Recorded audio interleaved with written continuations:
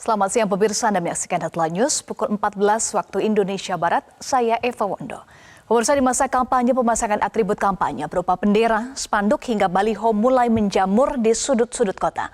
Pemasangan atribut kampanye yang tidak memperhatikan estetika dan merusak pemandangan kota membuat masyarakat terganggu. Pemandangan seperti ini bukan hal baru saat musim kampanye tiba.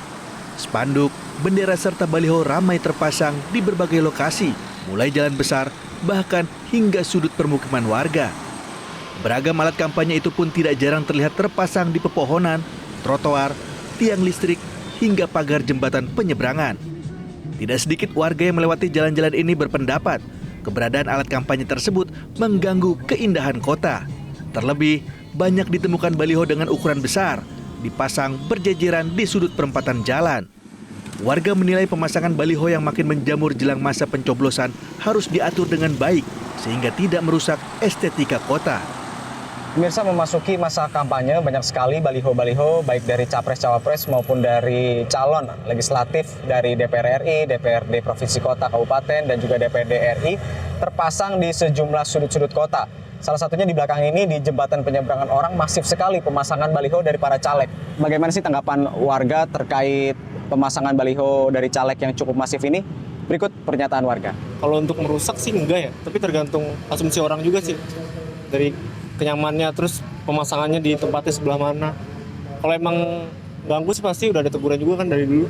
Sebenarnya nggak ganggu juga sih. Asalkan tempatnya sesuai. Ya seperti yang berbau taman sebaiknya ya yang di daerah taman, karena kan itu kan buat sirkulasi udara atau apa, angin-angin atau apa, takutnya kan banyak pohon balihonya roboh atau apa gitu. Tergantung lokasinya aja sih. Terus kalau bisa jangan terlalu banyak juga, jadi pemandangan aslinya kurang kelihatan gitu. Kalau mengganggu sih sebenarnya iya gitu kan. Cuman kalau bisa dirapikan aja sih, di jalan besar aja gitu loh Mas. Jangan di tempat-tempat terpencil gitu loh. Kadang kan ada kan yang kayak di taman atau di apa sih namanya gang gitu. Kalau bisa di jalan besar aja. Itu sih nggak masalah. Jadi orang bisa lihat.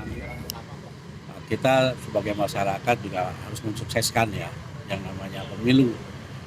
Tapi kalau pemandangan baliho-baliho ditempel di pohon, itu kan merusak pohon.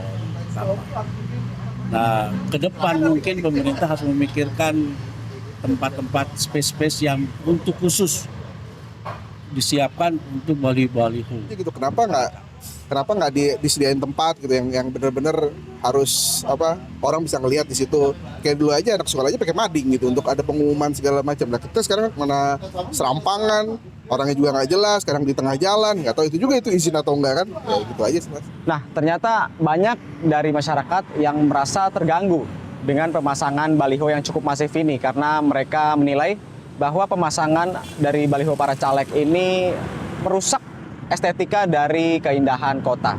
Dari Jakarta, Satrio Adi, Febri Septian, Metro TV.